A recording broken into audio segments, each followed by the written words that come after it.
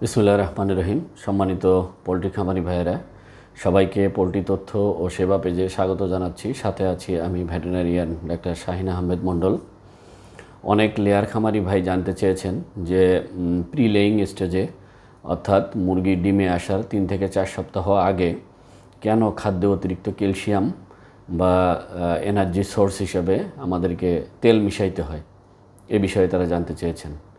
তো শুরুতেই আমি একটু একটু করে আসি যে শুরুতেই ক্যালসিয়াম কেন আমরা দেওয়ার প্রয়োজন হয় এ বিষয়ে আলোচনা করছি।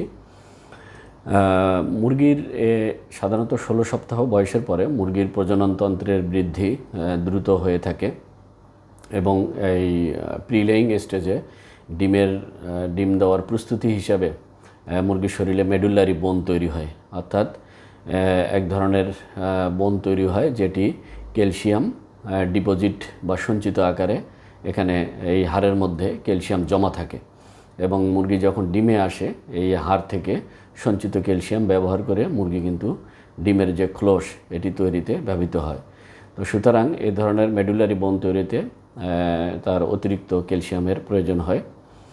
এরপর দ্বিতীয়ত সেটি হচ্ছে যে এগশেল গ্ল্যান্ড ডেভেলপমেন্ট, অর্থাৎ যে সমস্ত ডিম্বাশয় বা ডিম্বনালীর যে সমস্ত গ্রন্থি হতে নিঃসরণের ফলে যে ডিমগুলো তৈরি হয় এগুলোর বৃদ্ধি দ্রুত হতে থাকে এবং মুরগি ডিমে আসার প্রস্তুতি হিসাবে যে calcium transport protein, calcium binding system এবং এই এগ শেল ফরমেশন অর্থাৎ ডিমের খোসা তৈরির যে মেশিনারি এগুলো কিন্তু তৈরি হতে থাকে প্রস্তুতি হিসাবে এবং এখানে এই কারণেও কিন্তু এগুলোর জন্য অতিরিক্ত ক্যালসিয়ামের প্রয়োজন হয়।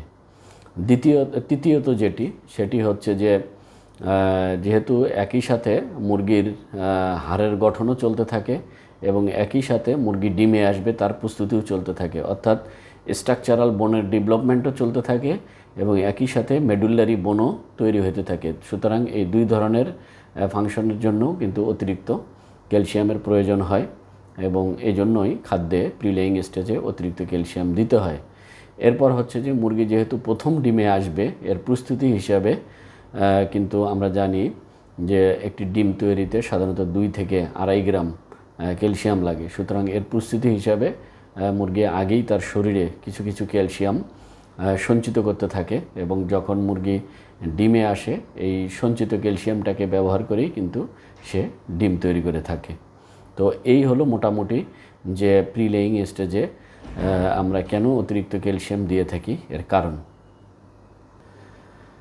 এরপর আসুন যে আমরা এই প্রিলেইং স্টেজে কেন খাদ্যে অতিরিক্ত তেল মিশাতে হয় বা এনার্জি সোর্স হিসাবে আমরা তেল দিয়ে থাকি।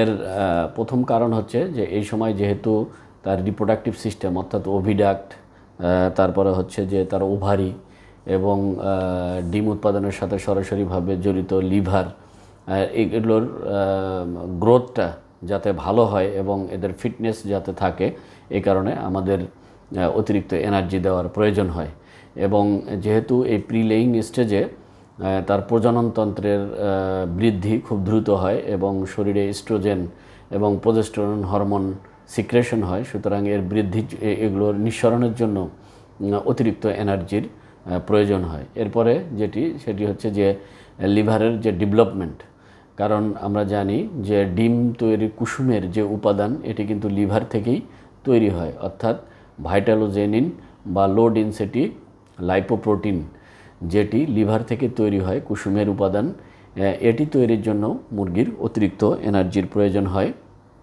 এরপরে হচ্ছে যে মুরগির প্রোডাকশনে আসার বা ডিমে আসার আগে আগে তার যে কাঙ্ক্ষিত ওজন এবং তার যে সেক্সুয়াল ম্যাচুরিটি এবং এই সময়ের যে মুরগি যখন ডিম পিকে আসবে তখন যাতে সর্বোচ্চ পিক প্রোডাকশন দিতে পারে তার জন্য যে সঞ্চিত এনার্জি সেটা কিন্তু এই সময়ে আমাদেরকে এক্সট্রা কিছু এনার্জি মুরগিকে দিতে হয় যাতে সেটা সঞ্চিত আকারে রাখে এবং যখন মুরগি পিক প্রোডাকশনে আসবে তখন যাতে এই এনার্জিটা সে ব্যবহার করতে পারে।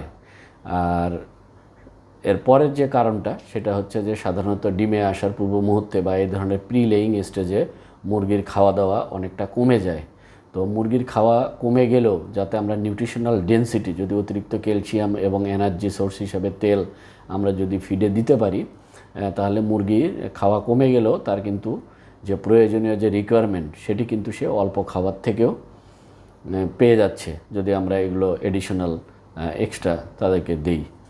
তো সম্মানিত লেয়ার খামারি ভাইয়েরা, এই সমস্ত কারণেই আসলে প্রি লেয়িং স্টেজে বা মুরগি ডিমে আসার 3 থেকে 4 সপ্তাহ আগে বা সাধারণত 17 থেকে 19 সপ্তাহ বয়সে লেয়ার মুরগির খাদ্যে অতিরিক্ত ক্যালসিয়াম এবং এনার্জি বা তেল দিতে হয়। তো সবাইকে ধন্যবাদ। আগামীতে কথা হবে অন্য কোনো টপিকস নিয়ে। সে পর্যন্ত সবাই ভালো থাকবেন।